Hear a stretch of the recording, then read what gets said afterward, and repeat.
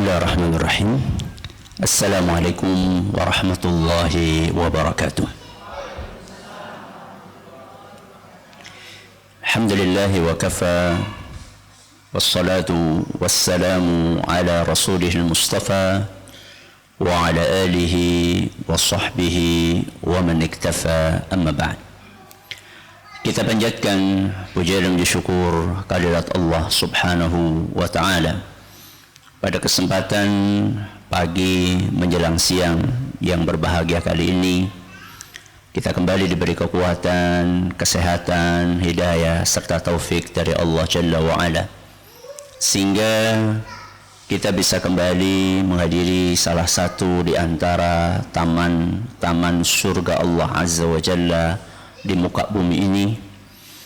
Kita berharap semoga Allah subhanahu wa ta'ala berkenan untuk melimpahkan kepada kita semuanya ilmu yang bermanfaat, sehingga bisa kita amalkan sebagai bekal untuk menghadap kepada Allah Jalla wa'ala. Allahumma amin. Salam dan salam semoga senantiasa tercurahkan kepada junjungan kita Nabi Agung Muhammad sallallahu alaihi wasallam, kepada keluarganya, sahabatnya, dan umatnya yang setia mengikuti tuntunannya hingga di akhir nanti. Para hadirin dan hadirat sekalian, juga segenap pendengar serta pemirsa rahimani wa rahimakumullah. Nikmat yang Allah berikan kepada kita banyak atau sedikit? Banyak. Banyak atau banyak banget? Banyak banget. Saking banyaknya sampai kita tidak bisa menghitung. Salah satu nikmat yang Allah berikan kepada kita, dan itu adalah nikmat yang sangat istimewa, tidak diberikan kepada sembarang orang. Sayangnya nikmat tersebut sering kita lupakan. Nikmat apa itu? Nikmat berumah tangga. Nikmat berumah tangga. Allah Azza wa Jalla dalam banyak ayat menjelaskan kepada kita betapa mahalnya nikmat tersebut, betapa berharganya nikmat itu, sehingga mengingat kembali nikmat ini akan sangat membantu kita untuk menyadari betapa besarnya karunia yang Allah berikan kepada kita.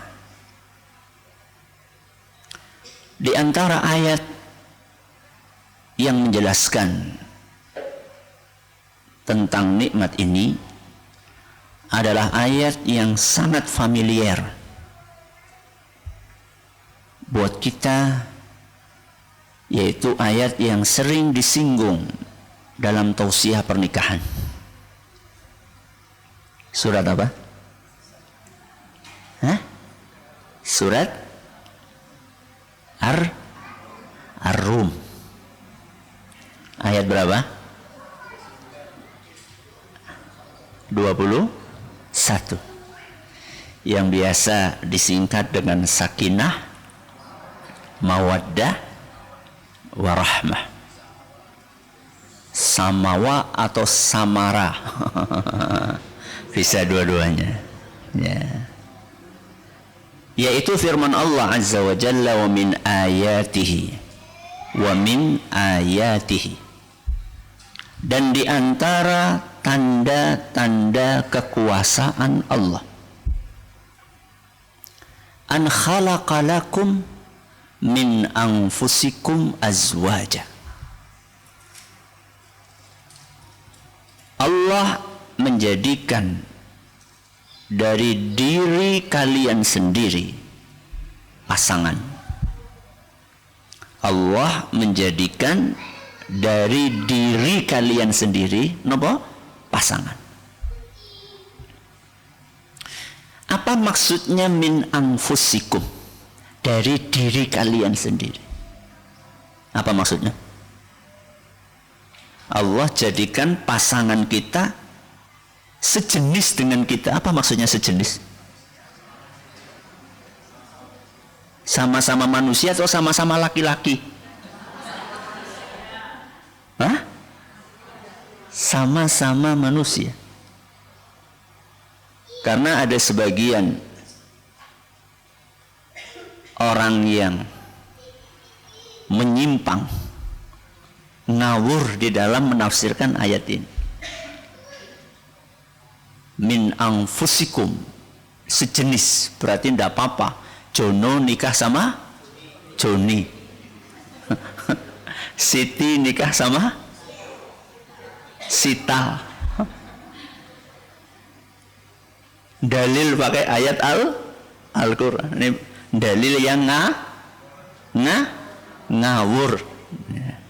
Min anfusikum itu maksudnya adalah sama-sama manusia.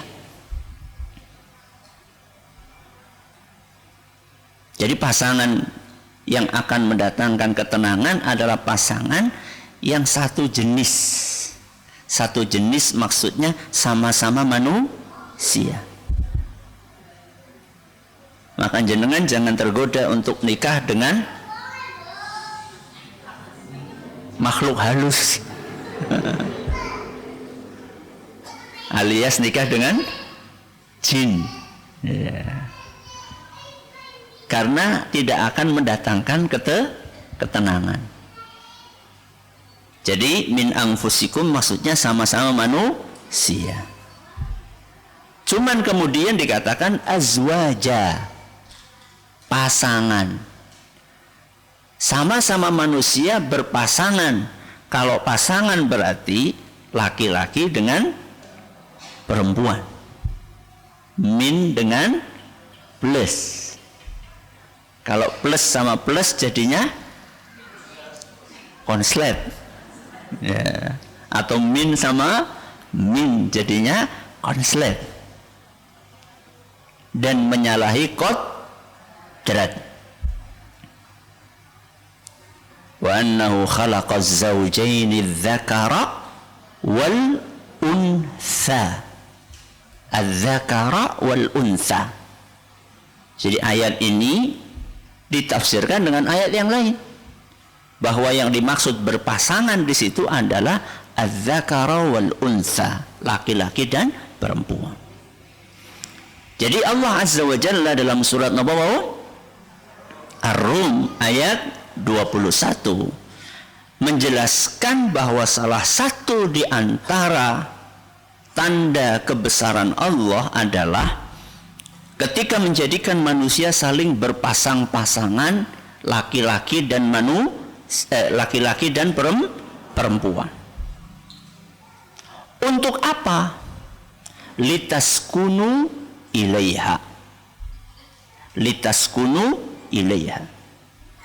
Supaya kalian merasa tenang dengan pasangan kalian. Sakinah. Sakinah berarti apa? Ketenangan, kedamaian, ketentraman. Jadi menikah itu akan membawa ketentraman, kedamaian dan ketenangan. Saya pernah disuruh ngisi tausiah pernikahan. Seorang kakek menikah dengan seorang nenek. Seorang kakek menikah dengan seorang nenek. Kakek itu kalau nggak salah umurnya sekitar 70-an, nenek itu sekitar 60-an. Sebelum acara dimulai, sebelum saya ngisi, saya kan duduk bareng sama yang hadir. Sama yang hadir. Ternyata di antara yang hadir gue ada yang bisik-bisik. Ada yang bisik-bisik. Biasa, ngerumpi. Apa bisik-bisiknya? Wis tua bisa ngapa? Wis tua bisa ngapa? Wah, saya bilang ini harus diingatkan ini. Harus diingatkan. Maka ketika saya menyampaikan tausiah, saya sampaikan bahwa nikah itu tidak melulu urusan hubungan biologis. Nikah itu tidak selalu melulu hubungan biologis. Tapi menikah itu salah satu tujuannya adalah untuk mendatangkan ketentraman. Makanya nun sewu nih, seandainya panjenengan masih punya orang tua, bapak atau ibu, kemudian ternyata salah satunya meninggal dunia, misalnya ibu meninggal, berarti tinggal siapa? Tinggal bapak. Kok kemudian bapak bilang sama anak-anaknya, aku pengen bojo maning. Si anak ndak boleh melarang, ndak boleh. Lah pak, gue ngapa wis anak bocah-bocah? Kan sudah ada anak-anak yang siap untuk merawat. Ketahuilah, ada hal-hal yang tidak bisa digantikan keberadaannya oleh anak. Ada hal-hal yang tidak bisa digantikan oleh anak, yang itu hanya bisa dilakukan oleh suami atau oleh istri. Maka pernikahan itu adalah untuk mendatangkan litaskunu ilaiha, untuk mendatangkan kedamaian. Dan dari kedamaian itulah kemudian akan melahirkan mawaddatan warahmah. Wa ja'ala bainakum mawaddatan warahmah. Kemudian Allah Azza wa Jalla ciptakan di antara pasangan tersebut, di antara suami tersebut, mawaddatan warahmah, cinta dan kasih sayang. Cinta dan kasih sayang. Jadi cinta dan kasih sayang itu diawali dengan sakinah. Apa tadi sakinah, Bu? Ketenangan. Mana mungkin tercapai cinta dan kasih sayang kalau tidak ada ketenangan?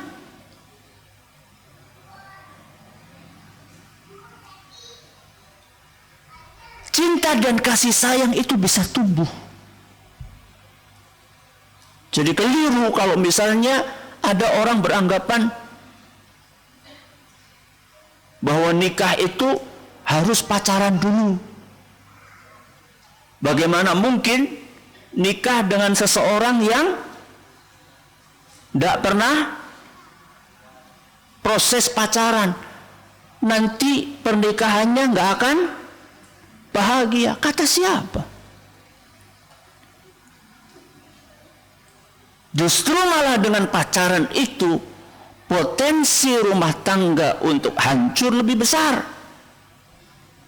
Saya diceritain sama salah seorang ustadz yang pernah ngisi atau pernah cerita tentang pernikahan laki-laki dan perempuan yang sudah pacaran selama 15 tahun kalau nggak salah. Berarti kawin SD ya. Tahu, begitu menikah, umur pernikahannya berapa hari? Seminggu cerai. Kata siapa? Nikah itu harus diawali dengan pacaran. Kata siapa? Satu-satunya pacaran yang halal itu adalah setelah menikah. Itu tok. Pacaran yang halal adalah pacaran sesudah menikah. Jadi mawaddatan warahmah kasih sayang dan cinta itu akan muncul dengan diawali apa tadi? Sakinah. Kedamaian, ketentraman, ketenangan, itu nanti yang akan menghasilkan rasa cinta dan kasih sayang. Maka jenengan itu jangan terheran-heran melihat ada pasangan suami istri yang sudah tua, yang tentunya kalau sudah tua ketampanannya berkurang, kecantikannya juga apa? Berkurang, fisiknya juga sudah berkurang. Begitu setianya si suami menggandeng istrinya, si istri melayani suaminya. Padahal kalau semuanya diukur dengan penampilan fisik, bahwa kedamaian, ketentraman, kesetiaan itu akan didapatkan hanya dengan kecantikan atau ketampanan, bagaimana kita mendudukkan, memahami kakek nenek yang sudah begitu tua, yang sudah tidak cantik lagi, sudah tidak ganteng lagi, kok bisa begitu setianya? Itu karena mereka berdua mengalami dan merasakan sakinah, ketenangan, kedamaian, ketentraman.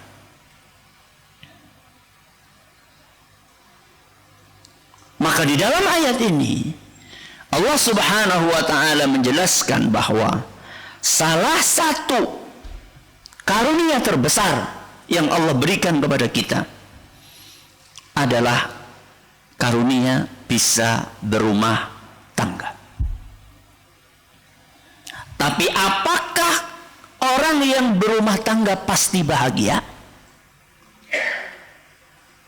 Pasti atau tidak? Pasti. Berarti jenengan itu selalu ketemu rumah tangga yang bahagia terus gitu? Berarti kan tidak pasti.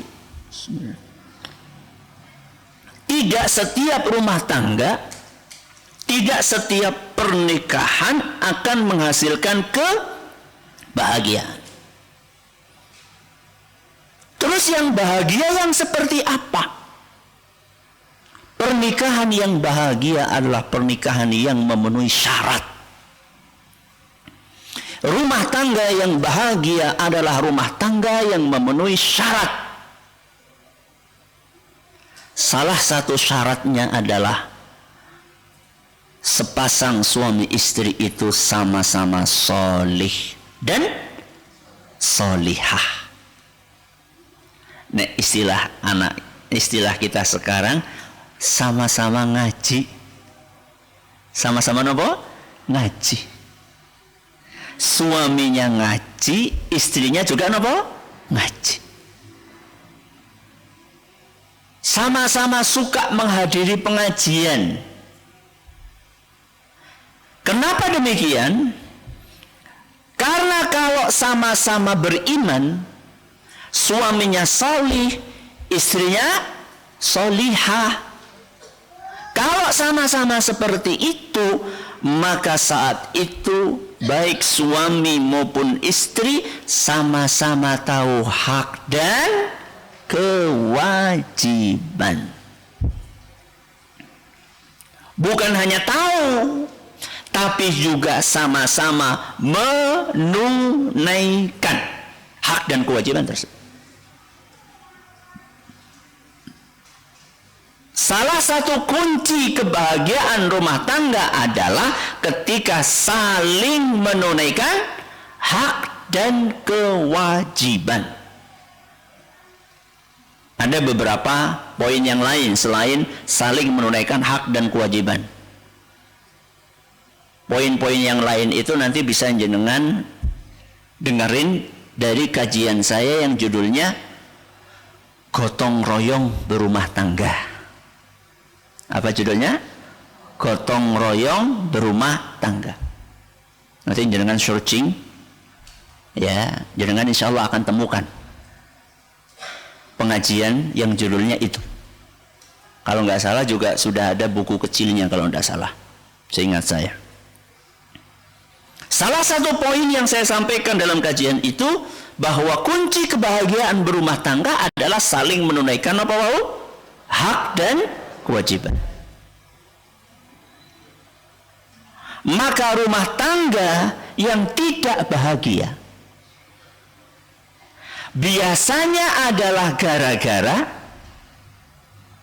salah satu dari pasangan itu cuma menuntut hak, tidak mau menunaikan kewajiban. Jenengan perhatikan saja, rumah tangga yang kisruh, rumah tangga yang setiap hari isine padu tukaran, nek wis tukaran siji nyekel ciri, sing siji nyekel mutu, nyambel bareng. Ya enak naik nyambel bareng, ya enak. Yang satu piring terbang, yang satu mangkok terbang. Setiap hari rame. Perhatikan, itu gara-gara salah satu atau dua-duanya hanya menuntut hak, tidak mau menunaikan kewajiban. Saben dina masake guru terong terus. Begitu kata suami nuntut kepada siapa? Istrinya. Lawang memberi nafkah juga nopo? Hanya bisa cukup untuk beli terong, pengennya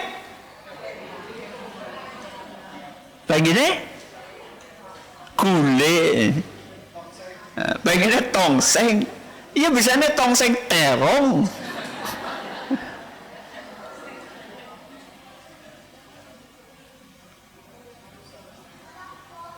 Cuma nuntut hak dan abai dengan apa? Kewajiban. Bagaimana supaya bisa tahu hak dan tahu kewajiban? Ngaji. Napa? Ngaji. Maka rumah tangga yang bahagia adalah rumah tangga yang suami dan istrinya sama-sama ngaji, sama-sama solih dan solihah, sama-sama beriman, sehingga masing-masing tahu hak dan tahu kewajiban, dan masing-masing sama-sama menunaikan hak dan kewajiban.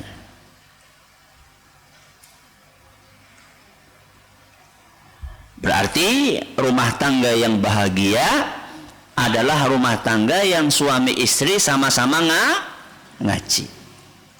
Baik. Ketika suami istri sama-sama ngaji,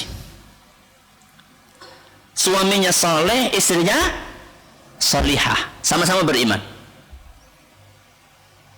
dan bahagia. Apakah kebahagiaan itu bisa ditingkatkan lagi? Sakit nama badan? Bahagia nih, sudah masya Allah senang, tenang, istrinya solihah, suaminya solih, berangkat ngaji bareng, ya, boncengan, gandengan, sudah bahagia nih. Apakah kebahagiaan ini bisa ditingkatkan lagi? Bisa atau tidak? Sakit. Berarti nanti kalau sudah bahagia ditingkatkan jadinya apa? Super. Super apa? Bahagia. Bisa? Bisa. Jawabnya bagaimana? Caranya bagaimana Ustadz? Caranya dengan mensyukuri kebahagiaan itu. Beripun caranya? Mensyukuri kebahagiaan itu. Dalilnya apa Ustaz? Dalilnya ayat yang nggak asing buat kita. La in syakartum la azidannakum. Surat apa? Ibrahim. Ayat berapa? Ayat 7. Surat Ibrahim ayat 7. Apa kata Allah Azza wa Jalla? Wa idh ta'adzana rabbukum la in syakartum la azidannakum wa la in kafartum inna adzabi lasyadid. La in syakartum, seandainya kalian bersyukur, la azidannakum, niscaya aku akan tambahkan untuk kalian nikmat tersebut. Jadi kebahagiaan yang kita dapatkan dengan rumah tangga yang dipenuhi dengan keimanan ini masih bisa kita maksimalkan. Caranya adalah dengan bersyukur kepada Allah atas nikmat kebahagiaan yang kita rasakan ini. Teknisnya gimana Ustaz? Mensyukuri kebahagiaan ini, teknisnya seperti apa? Teknisnya adalah dengan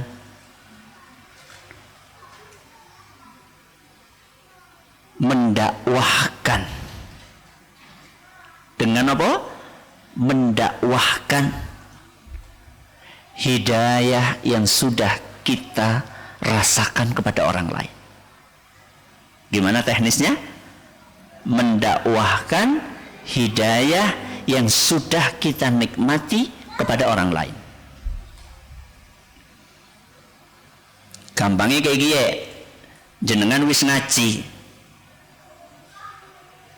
berarti supaya lebih bahagia lagi, caranya pripun? Ngajak kancane melu ngaji. Kenapa Ustaz? Karena jenengan bahagia dengan ngaji, harusnya jenengan juga pengen teman-temannya bahagia dengan ngaji. Apa kata Rasul sallallahu alaihi wasallam dalam hadis yang diriwayatkan oleh Imam Bukhari dan Muslim? La yu'minu ahadukum hatta yuhibba li akhihi ma yuhibbu li nafsihi. Kalian gak dianggap beriman sampai kalian menginginkan kebaikan untuk saudara kalian seperti kalian menginginkan kebaikan itu untuk diri kalian sendiri. Jadi ukuran keimanan itu bukan hanya rajin sholat. Ukuran keimanan itu bukan hanya rajin sedekah. Ukuran keimanan itu bukan hanya rajin beramal. Tapi salah satu ukuran keimanan adalah bagaimana kita menginginkan kebaikan untuk saudara kita sebagaimana kita menginginkan kebaikan itu untuk diri kita sendiri. Jadi kalau kita sudah merasa bahagia dengan rumah tangga yang dipenuhi dengan keimanan, maka kita berusaha bagaimana orang lain merasakan hal yang serupa.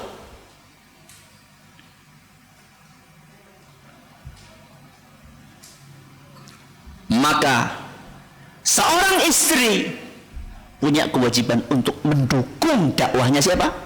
Suami. Nah, ini sekarang kita masuk ke tema. Ya, tadi tema judulnya apa tadi? Menjadi istri penguat perjuangan dakwah suami. Jadi kalau jenengan pengen tambah bahagia rumah tangganya, jenengan harus mendukung perjuangan dakwah suami.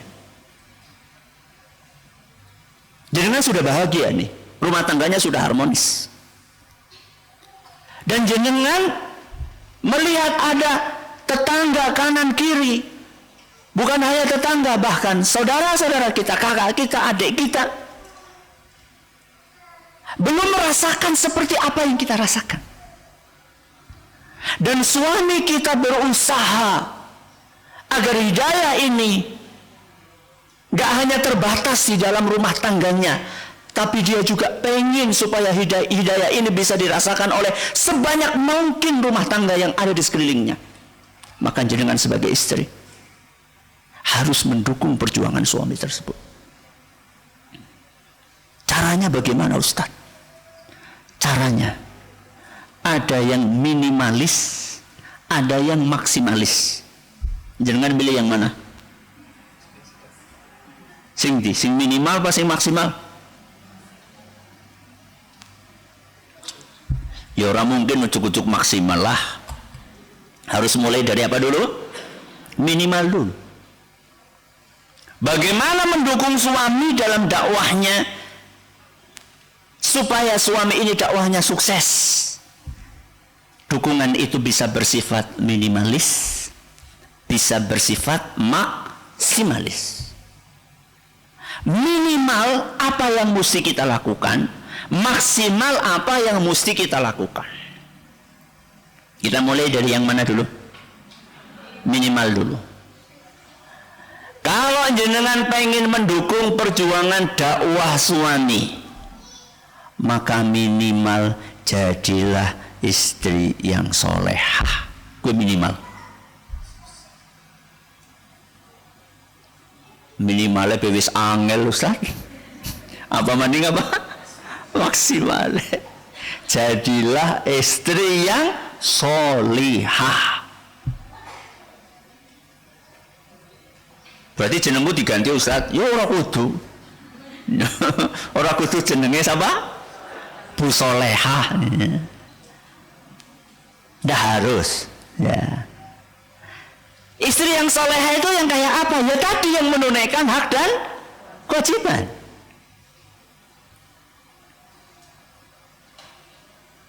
Ketika jenengan menjadi istri yang solehah, sudah menunaikan kewajiban-kewajiban sebagai seorang istri kepada suami, itu adalah dukungan yang Anda berikan kepada suami jenengan. Asal suami berangkat berdakwah, baju sudah nopo? Baju sudah siap.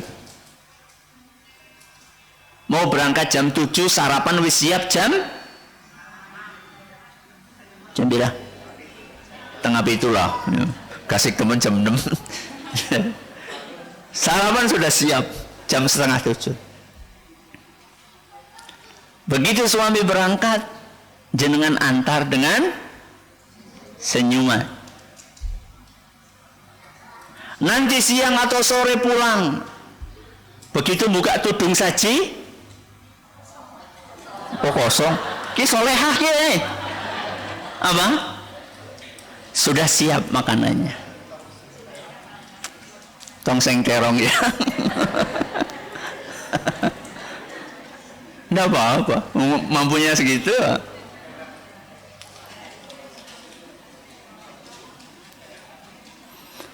Suami sudah siap makan, masuk kamar. Kamarnya sudah nopo? Rapi. Kasurnya sudah licin. Ya.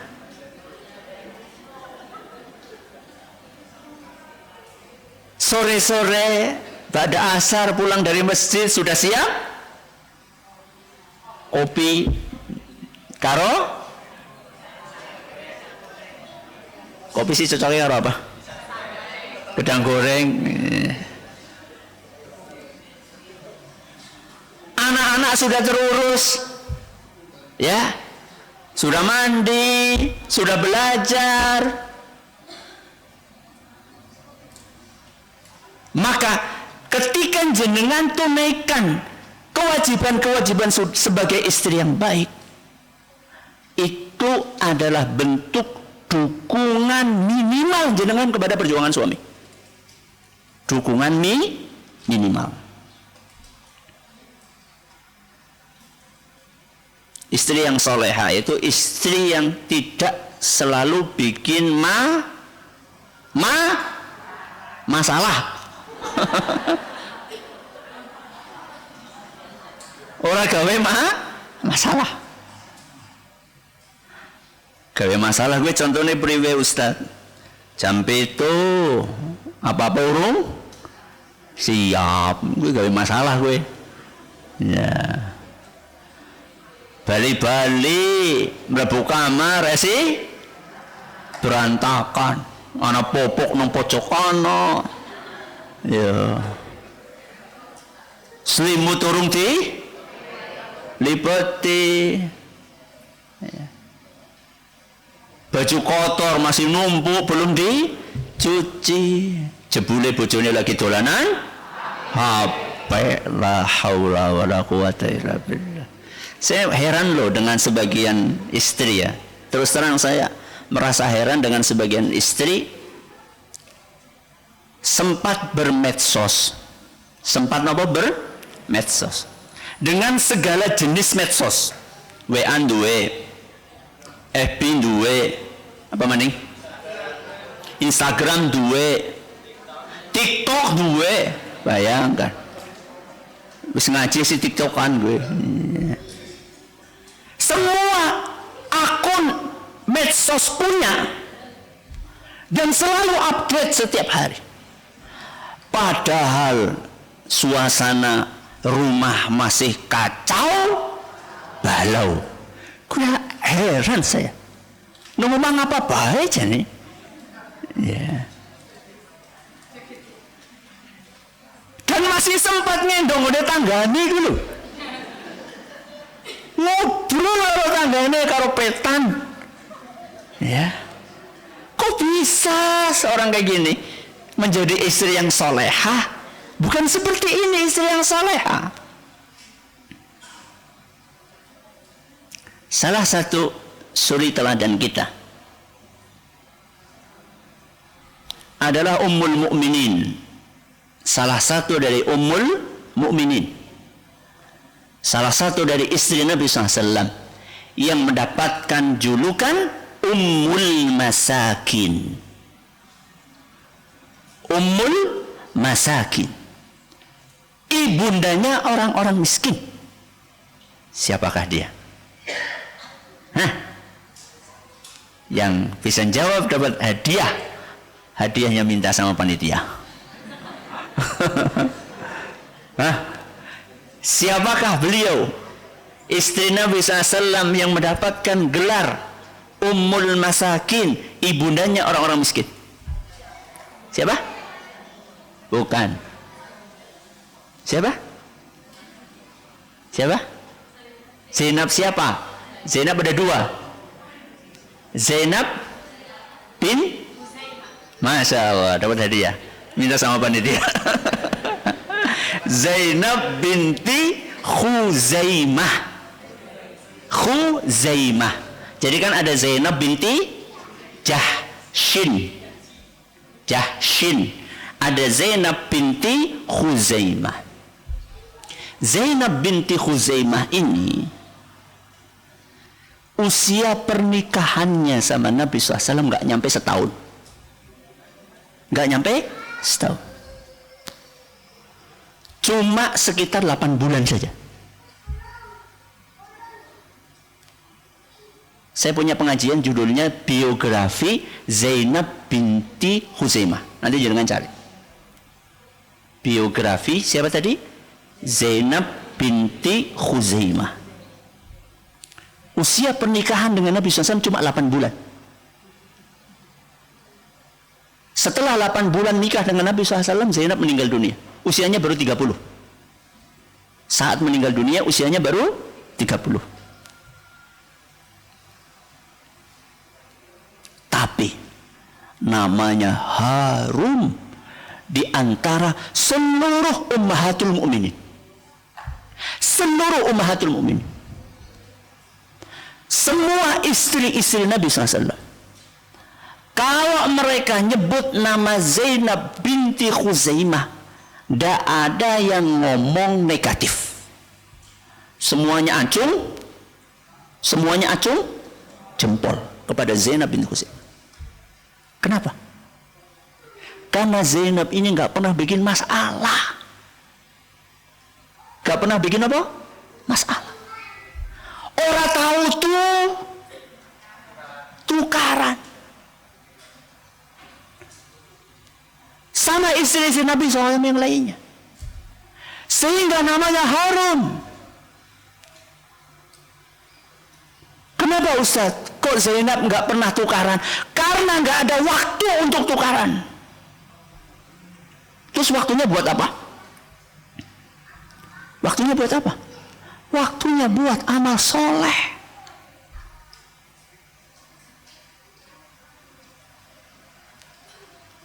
Berarti caranya supaya kita orang tukaran kepriwe?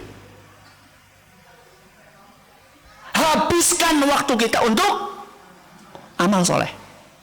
Kuwi carane.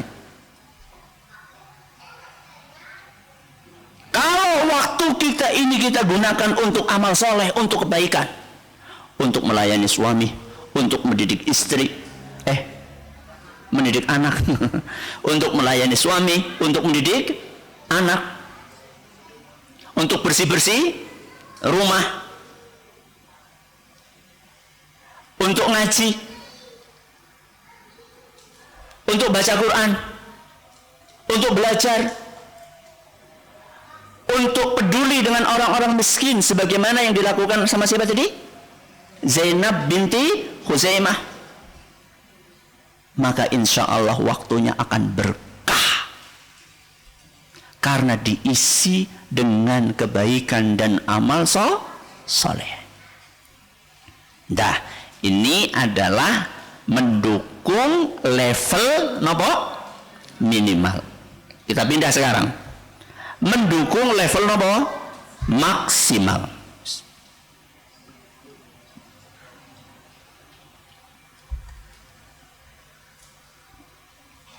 Level ini adalah di atasnya level minimal.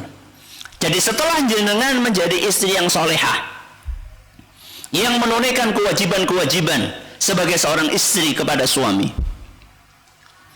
kemudian jenengan pengen meningkatkan level menjadi lebih baik lagi, maka yang mesti dilakukan adalah memanfaatkan seluruh potensi yang Anda miliki. Memanfaatkan seluruh potensi yang Anda miliki untuk mendukung dakwahnya suami. Memanfaatkan seluruh potensi yang Anda miliki untuk mendukung dakwahnya suami. Ini level di atas level minimal. Apapun potensi yang Anda miliki yang bisa jenengan kerahkan untuk mensukseskan, untuk mendukung dakwah suami, maka kerahkan. Saya kasih contoh 3 saja potensi itu. 1, empati. Napa? Empati. 2, harta. Napa? Harta. 3, ide. Apa? Ide. Apa yang pertama, Bu? Empati. Yang kedua, harta. Yang ketiga, ide. Kita mulai satu persatu. Kenapa saya mulai dengan empati bukan dengan harta? Karena nggak semua orang kaya. Tapi semua orang punya empati insya Allah. Maka saya mulai dengan empati. Teladan kita dalam hal ini adalah istri yang sangat disayangi oleh Nabi SAW. Siapa itu? Khadijah. Khadijah binti Khuwailid. Khuwailid. Saya juga punya pengajian biografi Khadijah binti Khuwailid. Nanti jangan cari. Sudah berapa judul pengajian saya kasih tahu? 2. Oh 2? 3. Apa yang pertama? Gotong royong berumah tangga. Yang kedua? Biografi Zainab binti Khuzaimah. Nah, sekarang ini yang ketiga apa? Biografi Khadijah binti Khuwailid.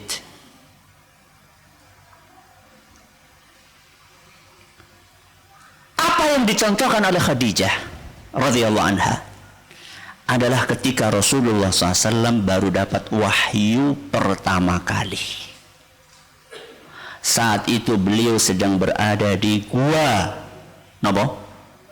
Hira. Jangan tahu gua Hira, gua yang terpencil, yang tinggi, yang jauh dari pemukiman warga, yang tidak ada saluran listriknya. Dan itu terjadi di malam-malam. Jangan bisa bayangkan. Rasul SAW sedang beribadah, menyendiri, bertafakkur, merenungi kebesaran Allah Azza wa Jalla di sebuah tempat. Gak ada orang lain di situ. Terpencil di puncak gunung, gak ada lampu, ujuk-ujuk disikap dari belakang. Jangan bisa bayangkan bagaimana horornya suasana saat itu. Lagi ibadah, lagi zikir, ujuk-ujuk disikap dari belakang. Kalau jenengan susah membayangkan KGB lagi melakukan di pinggir kuburan, lagi melakukan di pinggir kuburan, ujuk-ujuk ana sing apa? Jenengan santai apa? Apa Melayu? Santai? Hebat yo. Melayu. Padahal gue apa? Gue pikirannya soal gena gue. Anak sing menyat apa ya?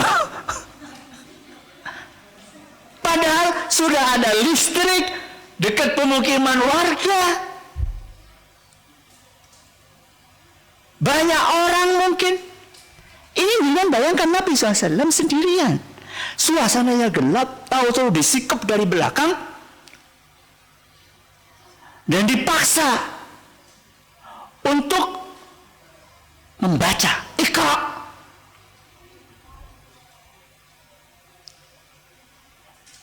Kemudian Nabi SAW mengatakan, ma ana biqari, saya nggak bisa baca dan nggak tahu disuruh baca apa, nggak tahu disuruh baca apa, dan beliau nggak bisa baca sampai beliau hampir kehabisan nafas, baru kemudian dilepaskan. Dan itu terulang sampai berapa kali? Sampai 3 kali. Baru kemudian diturunkan firman Allah Azza wa Jalla, Iqra bismi rabbikal ladzi khalaq, khalaqal insana min 'alaq, sampai 5 ayat. Begitu selesai wahyu pertama itu turun, maka Nabi SAW langsung saat itu juga turun dari gunung, cepat-cepat pulang ke rumah dan menemui istri beliau, siapa? Khadijah radhiyallahu anha, dan berkata, zammiluni, zammiluni, selimuti aku, selimuti aku. Apa respon Khadijah? Apa respon Khadijah? Tanpa banyak ngomong, tanpa banyak nanya, langsung menyelimuti suaminya. Jadi Bu ya, kalau suami pulang wajahnya pucat, wajahnya apa? Pucat. Bu, wedang aja takon kena ngapa, itu kuncinya. Kenapa sih Mas? Kenapa ya? Koyok polisi ya?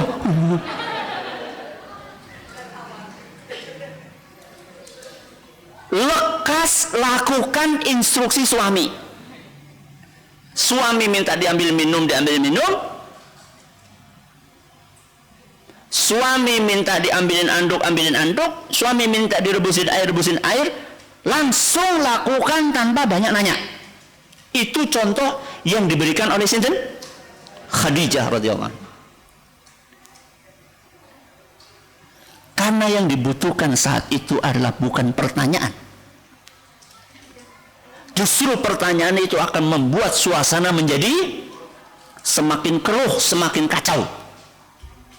Yang dibutuhkan saat itulah empati dari seorang istri. Maka lihat apa hasilnya. Begitu diselimuti oleh Nabi SAW,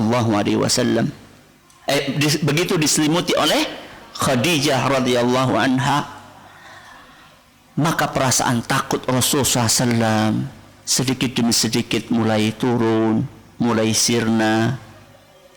Saat perasaan takut itu mulai sirna, Nabi SAW berbicara. Jadi laki-laki itu nggak usah dipaksa bicara.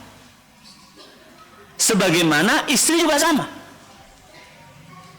Nanti saatnya dia pengen cerita, bakalan apa? Cerita. Maka begitu Nabi SAW merasa tenang, baru kemudian beliau bercerita. Apa kata Nabi SAW? Ay Khadijah, malikat khasyitu ala nafsi. Wahai Khadijah, aku kenapa takut banget?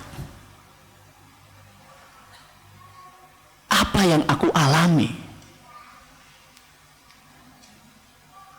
Saya khawatir, jangan-jangan saya kena apa-apa. Lihat simpati atau empati dari Khadijah radhiyallahu anha. Beliau membangkitkan optimisme Nabi kita Muhammad sallallahu alaihi wasallam. Kalla, enggak mungkin wahai suamiku, engkau akan mengalami hal-hal yang menakutkan. Fawallahi la yukhzikallahu abada. Demi Allah, tidak mungkin Allah itu akan mencelakaimu. Tidak mungkin Allah itu akan menimpakan mara bahaya kepadamu. Fawallahi innaka latasilur rahim wa tasduqul hadith wa tahmilul kal wa taksibul ma'dum wa tuqrid dhaif wa tu'inu ala nawaibil haq. Wahai suamiku, engkau ini orang baik. Selama ini engkau itu suka bantu orang yang kekurangan, suka menjamu tamu, suka menghibur orang yang lagi sedih. Selama ini engkau ini orang baik. Tidak mungkin orang baik itu akan dicelakakan sama siapa? Sama Allah. Lihat bagaimana Khadijah memberikan motivasinya, mengungkapkan empatinya kepada suami. Gak cukup sampai di situ. Khadijah ini orangnya cerdas.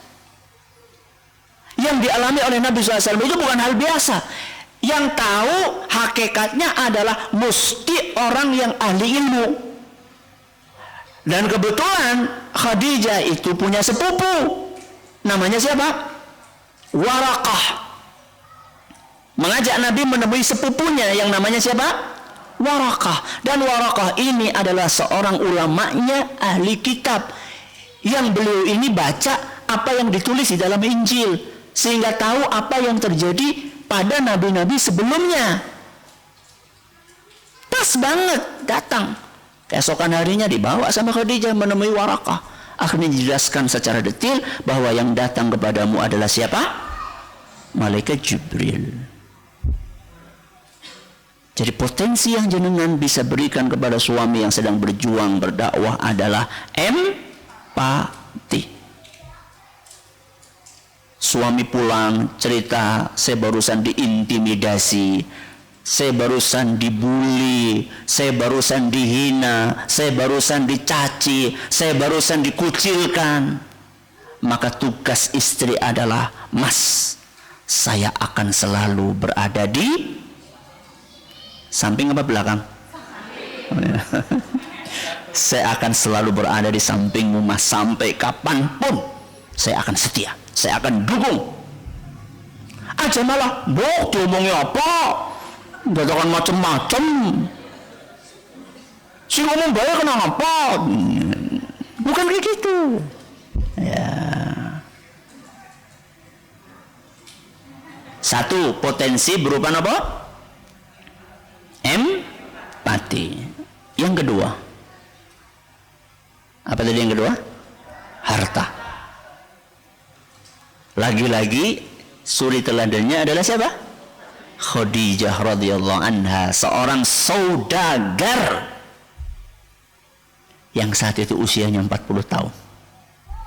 Dan Nabi SAW usianya 25 tahun.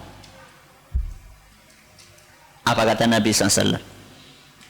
Dalam sebuah riwayat yang disampaikan oleh Imam Ibnu Abdul Bar dalam kitab beliau Al-Isti'ab, wallahi demi Allah, ma abdalanillahu khairan minha.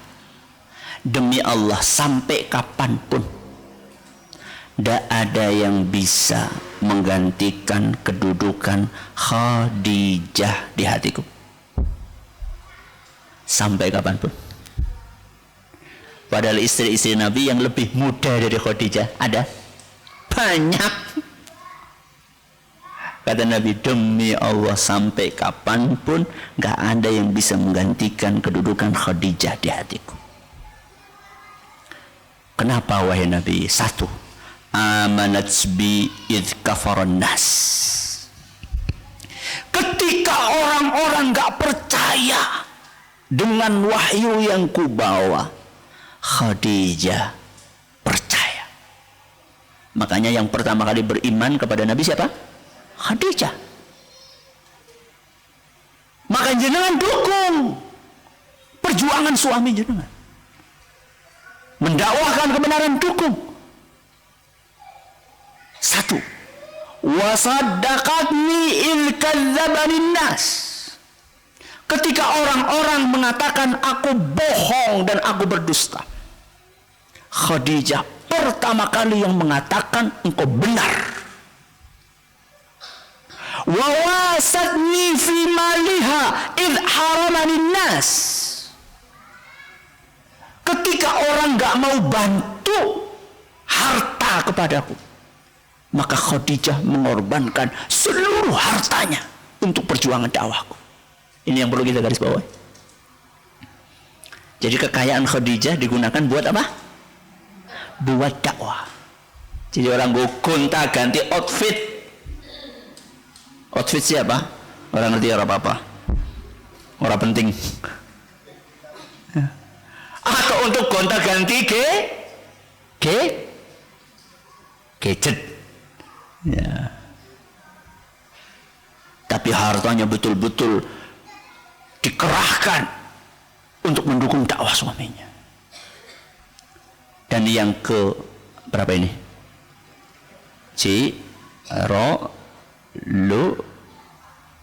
Yang keempat, warazaqanillahu minha auladan idh haramani auladan nisa. Dan Khadijah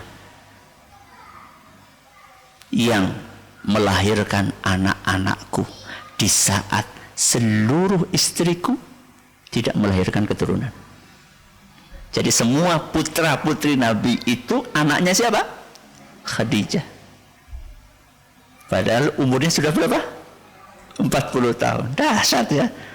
40 tahun masih punya anak berapa? Berapa? 6 apa 7?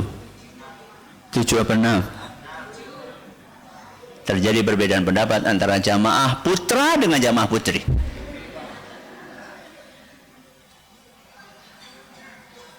PR berarti. Ya, jangan cari. Apa bu? PR. PR gue digarap ya. Ya. Berapa putra putri Nabi SAW? PR itu siki. Namanya siapa? Ya, namanya siapa? Seluruh putra putri Nabi SAW adalah hasil pernikahan Rasul dengan siapa? Khadijah. Tapi ada catatan bu, ketika jenengan mendukung dakwah suami dengan harta jenengan, Sebanyak apapun harta yang jenengan kerahkan, jangan mengungkit-ungkit. Jangan apa? Mengungkit-ungkit. Contohnya Ustaz, Mas, aku kurang apa pengorbanannya?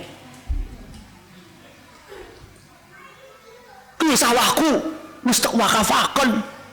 Mobilku wis tak gadekaken. Perhiasan habis semua. Enggak ada bojo maning.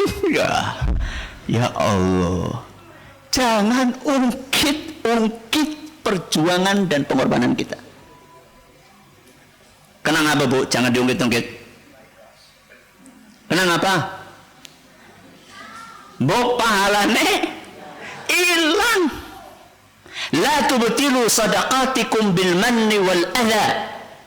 Jangan kalian batalkan sedekah kalian dengan mengungkit-ungkit dan menyakiti orang yang Anda sedekahi.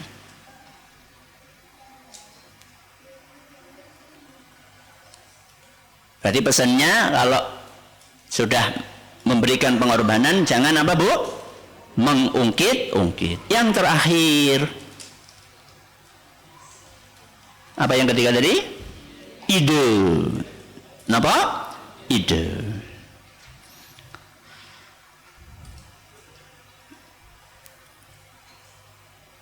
Suri teladan kita adalah salah satu istri Nabi SAW yang terkenal dengan julukan Ummu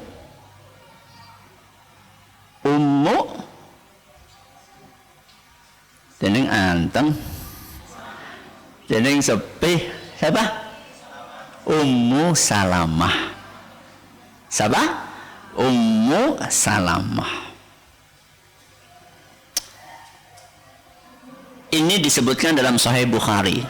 Jadi ceritanya saat peristiwa Hudaybiyah. Napa? Hudaybiyah. Itu terjadi perjanjian antara kaum muslimin dengan kaum musyrikin. Setelah ditandatangani perjanjian itu dan melihat poin-poin yang ada di dalamnya, para sahabat merasa kaum muslimin dirugikan. Merasa dirugikan. Saat itu mereka sudah siap-siap untuk umroh. Untuk haji, untuk umroh. Dan sudah pada bawa hewan yang bakalan disembelih. Namanya hadyu. Hadyu.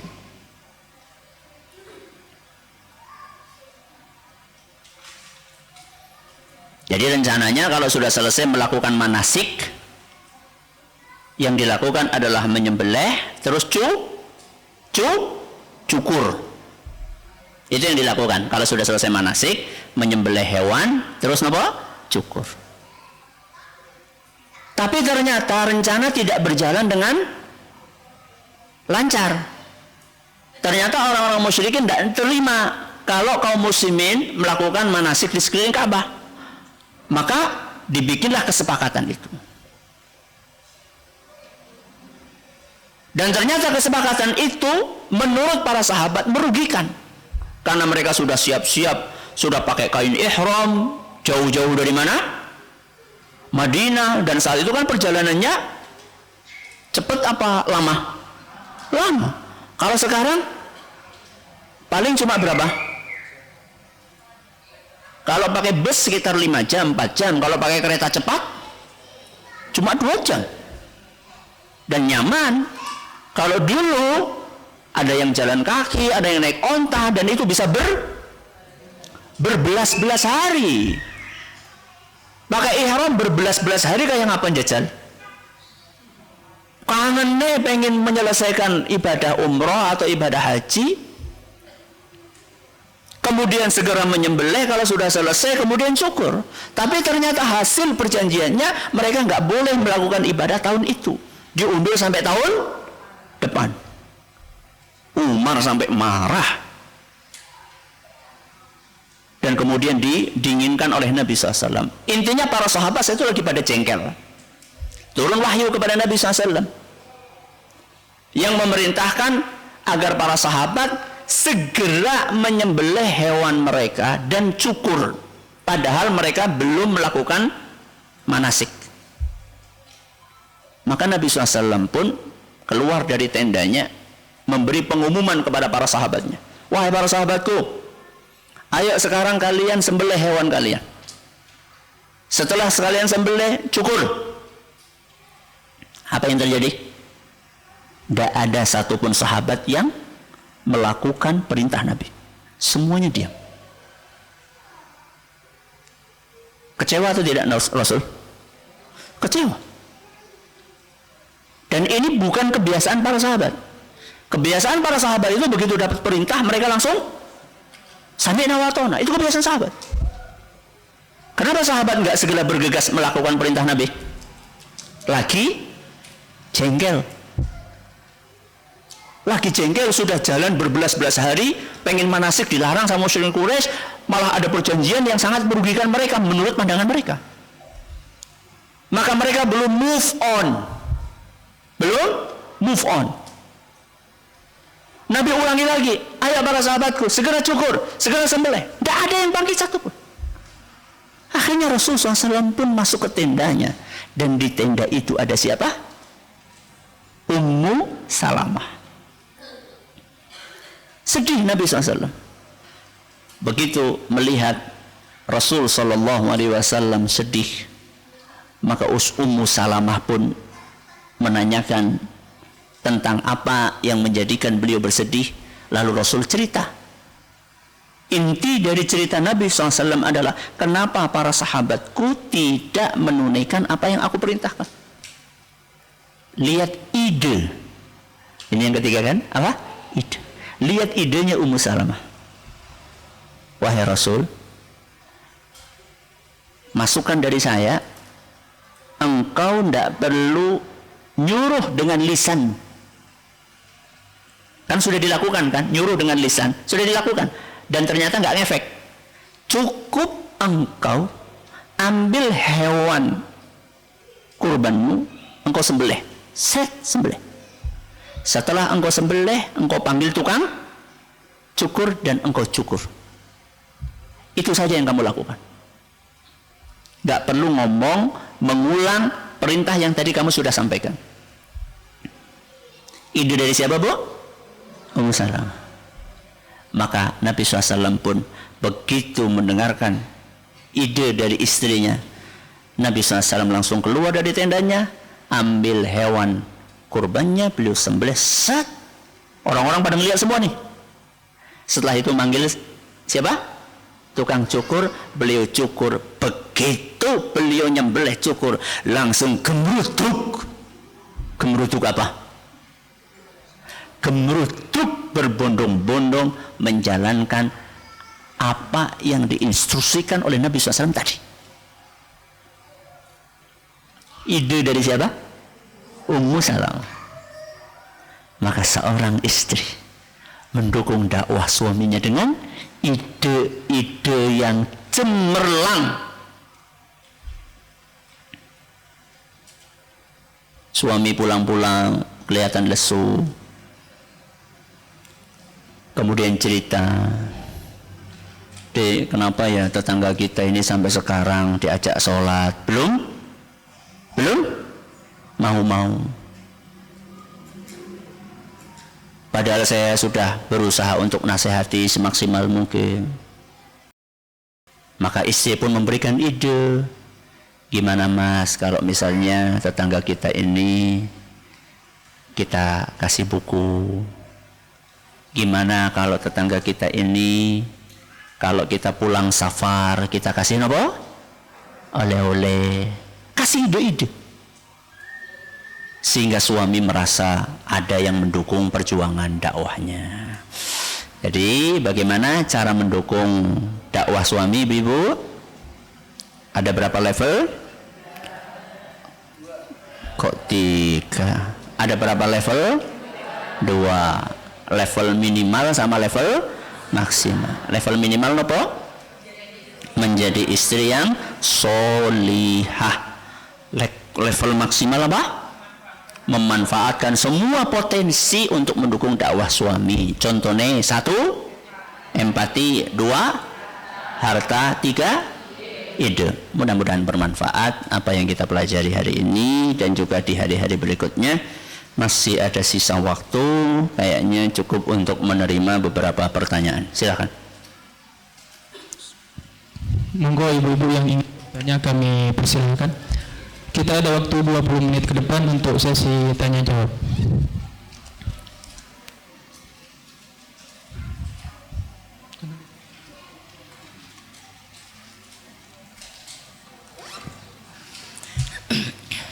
Terima kasih untuk pertanyaan. Assalamualaikum warahmatullahi wabarakatuh. Waalaikumsalam warahmatullahi wabarakatuh. Setelah tadi saya mendengarkan kajian dari Ustadz Abdullah, Bapak Ustadz, yang pertama yaitu sebagai istri untuk mendukung dakwah suami. Yang di sini yang akan saya tanyakan bahwa punya keluarga adik terutama sudah tidak kurang-kurang untuk mengajak kebaikan yang terutama adalah melaksanakan sholat. Sampai sekarang ternyata belum mau melaksanakan. Yang mau saya tanyakan bagaimana caranya, padahal kita sudah tidak kurang-kurang untuk mendoakan, minta kepada Allah. Sampai sekarang dia sudah umur 50 tahun lebih belum mau melaksanakan sholat yang 5 waktu. Sekian dan terima kasih. Semoga adik panjenengan dan segenap kaum muslimin yang belum mendapatkan hidayah segera dikarunia oleh Allah Azza wa Jalla hidayah. Apa yang mesti dilakukan? 1, nasihatnya dilanjutkan. 2, caranya diragamkan.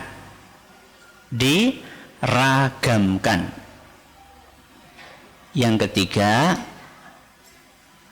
doanya juga dilanjutkan. Yang pertama apa, Bu? Nasihatnya diteruskan. Yang kedua, caranya diragamkan. Dan yang ketiga, doanya dilanjutkan. Yang pertama, nasihatnya diteruskan. Jangan pernah putus asa untuk memberikan nasihat. Tapi, biar nasihat itu tidak membosankan, caranya harus diragamkan. Ragamkan itu maksudnya dengan berbagai cara. Dengan berbagai cara, contohnya nopo Ustadz, kadang kita ngomong pakai lisan, kadang kita ngasih buku, kadang kita ngirim WA yang isinya adalah video motivasi sholat, kadang kita lewat orang yang dihargai sama adik kita, Ustadzkah, orang tuakah, saudarakah, temankah, intinya nasihat itu perlu diragamkan caranya. Karena bisa jadi dengan cara A nggak bisa nerima dengan cara B. Nggak bisa nerima dengan cara B, siapa tahu bisa nerima dengan cara C. Dan yang ketiga adalah lanjutkan doanya. Satu-satunya yang bisa mengubah dan membolak-balikkan hati adalah siapa? Allah. Inna qulubal ibad baina asbu'aini min asabi'ir rahman yuqallibuha kaifa sya'. Kata Rasul SAW, sesungguhnya hati seluruh manusia berada di antara 2 jari Allah, dan Allah akan membolak-balikkan hati mereka sekehendaknya. Jadi dalam 1 detik Allah bisa kasih hidayah. Dalam 1 detik. Maka jangan pernah putus. Dan ingat, Kalau Allah nggak kasih hidayah, nggak mungkin bisa berubah. Kalau kita sudah maksimal mendakwai saudara kita, kok ternyata sampai meninggalnya nggak mau nerima, apakah kita gagal? Bu, kita sudah maksimal mendakwai, ternyata sampai meninggalnya nggak mau menerima, apakah kita gagal? Enggak. Karena Allah bukan melihat hasil, tapi Allah melihat proses. Saya kasih contoh. Nabi Nuh dakwahnya gagal apa sukses? Nabi Nuh dakwahnya gagal apa sukses? Hah? Gagal? Astaghfirullah. Nabi Nuh dakwahnya gagal apa sukses? Sukses. Walaupun anaknya nggak beriman. Kenapa sukses? Karena prosesnya dijalani dengan benar. Nggak putus asa untuk mendakwahi putranya dan juga masyarakatnya selama berapa tahun? 950 tahun. Jangan pinten tahun. Maka yang penting prosesnya dijalani dengan benar. Ada yang lain, silakan. Assalamualaikum warahmatullahi wabarakatuh. Waalaikumsalam warahmatullahi wabarakatuh. Saya mau bertanya Ustadz, selama kita berinteraksi dengan tetangga, terkadang ada hal-hal yang mengganjal masalah piutang. Jadi suatu hari ada tetangga meminjam uang, kemudian mengembalikan. Pada saat mengembalikan kebetulan kita tidak di rumah dan beliau meninggalkan makanan di meja. Setelah itu yang kita tidak tahu langsung memakannya, dan beberapa saat kemudian dia datang dan baru tahu kalau makanan itu dari beliau. Saya baru tersadar ketika anak saya mau makan itu dan tahu bahwa ibu itu mengembalikan uang ke saya. Anak saya bilang, "Ibu boleh ini dimakan atau tidak?" "Kenapa, Mbak? Apa tidak termasuk riba?" begitu. Saya kaget. Jadi alhamdulillah kok anak saya malah yang tahu, saya nggak tahu. Mohon pencerahannya Ustadz. Ya. Bagaimana menurut Ustadz? Terima kasih. Terima kasih atas pertanyaannya. Yeah. Kaidahnya adalah kullu qardin jarra naf'an fahuwa riba. Kullu qardin jarra naf'an fahuwa riba. Setiap pinjaman yang menghasilkan keuntungan, maka itu adalah riba. Setiap pinjaman yang menghasilkan apa? Keuntungan, itu adalah riba. Keuntungan materi bisa berupa makanan, bisa berupa uang. Nilai 100 kutu Bali 110. Yang 10 keuntungan ini adalah riba. Kenapa Ustadz? Karena akad utang piutang dalam agama Islam adalah akad sosial. Akad sosial. Bukan akad bisnis. Beda dengan jual beli. Jual beli ngambil untung boleh nggak? Orang mau itu mau betul-betulan. Itu namanya jual beli ya, ngambil apa? Untung. Tapi ya sing member ya. Sing member. Jadi itu kaidahnya. Kalau untungnya berupa makanan, termasuk. Kalau ada kalaunya ya. Kalau disepakati dari awal. Kalau disepakati dari awal. Contoh gimana? Tetangga jenengan datang. Bu, saya pinjam duit ya. Berapa? 500.000. Ya enggak apa-apa. Nanti kembalikannya 500.000 plus sate 10 tusuk. Dari awal sudah disepakati. Itu riba. Tapi kalau misalnya tidak ada kesepakatan apa-apa dari awal, nggak ada kesepakatan apa-apa dari awal, kok kemudian dia bayar sambil ngasih makanan sebagai ungkapan terima kasih, maka ndak apa-apa, ndak apa-apa untuk dikonsumsi. Yang penting itu tidak menjadi sebuah kebiasaan. Taunya Ustadz ini sudah jadi kebiasaan atau tidak? Taunya adalah nek jenengan orang bonusnya medegel. Ya, aku jalannya kebiasaan. Nah sekarang jenengan medegel apa orang?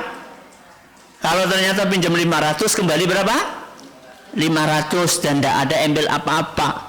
Kalau jenengan tidak mendegel, berarti itu sudah ikhlas. Kok kemudian dikasih tambahan berupa makanan atau bahkan berupa uang sekalipun, kalau itu tidak ada kesepakatan dari awal dan bukan merupakan sebuah kebiasaan, maka tidak apa-apa untuk diterima. Paham nggih?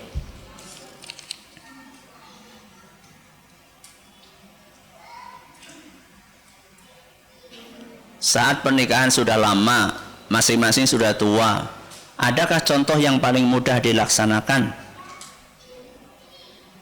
bersama-sama untuk saling menguatkan keimanan? Pernikahan lebih dari 35 tahun.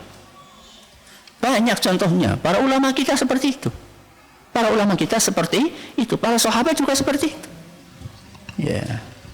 Di zaman ini juga banyak. Alhamdulillah. Kita tahu beberapa ustaz-ustaz kita, beberapa ulama kita kontemporer.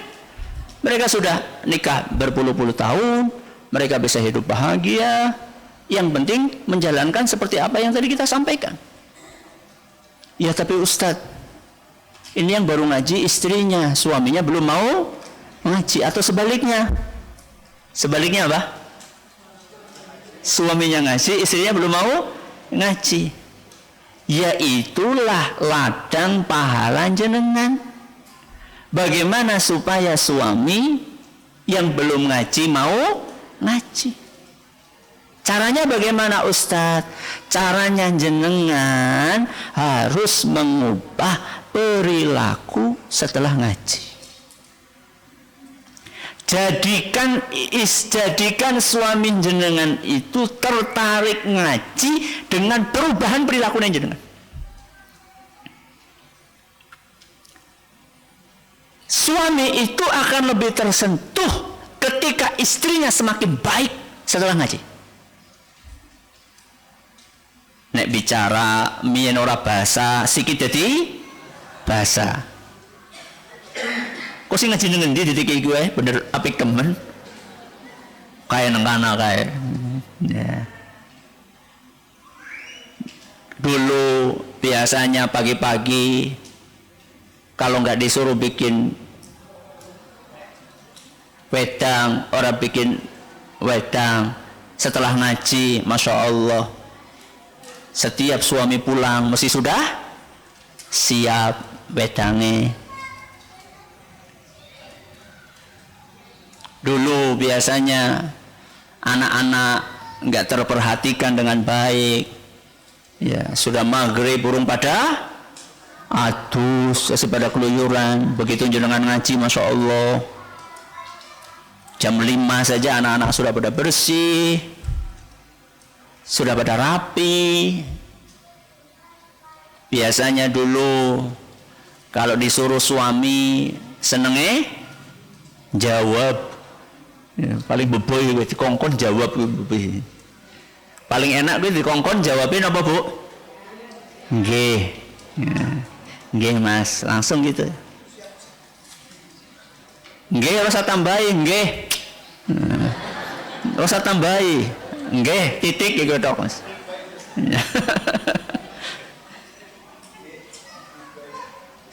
Jadi caranya adalah tunjukkan bahwa setelah ngaji jenengan tambah baik. Nanti lama-lama suami akan tertarik sendiri. Bojoku jeneng siki tambah masya Allah ya mbien padahal naudzubillah ya. Akhirnya tertarik. Sama mendoakan tentunya. Sama mendoakan tentunya.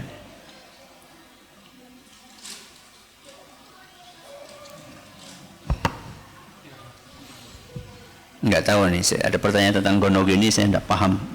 Bisa ditanyakan kepada ustadz yang lebih ahli. Ada lagi? Cukup ya, udah jam 11 ya? Ya, cukup Maman. Terima kasih atas perhatiannya, mohon maaf atas segala kekurangannya.